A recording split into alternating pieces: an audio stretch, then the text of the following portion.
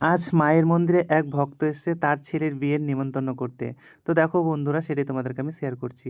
তো hello everyone, সবাইকে। আজ ছিল শনিবার। আজ কিন্তু সকাল থেকে কিন্তু প্রচণ্ড ভিড় ভক্তদের। আর আজকে প্রায় 10টার দিকে আমি বসেছি আসনে। আর এখন বাজে বিকেল 5টা, তবুও কিন্তু দেখো সবাই কিন্তু এখনও আসছে।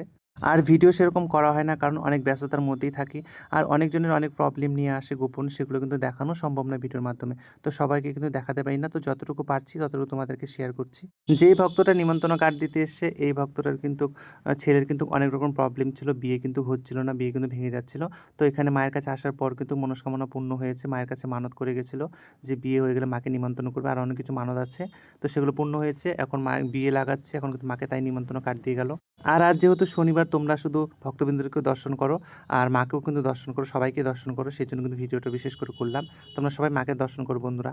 আর কমেন্টে কিন্তু অবশ্যই জানাবে যে আমার এই মিনি মিনি ব্লগগুলো তোমাদের কেমন লাগে। আর অবশ্যই কিন্তু আমি তাহলে কিন্তু সেরকম ভিডিও তোমাদেরকে দেওয়ার চেষ্টা করব। তো সবাই সুস্থ থেকো, ভালো থেকো। আবার নেক্সট ব্লগে আবার দেখা হচ্ছে তোমার সাথে।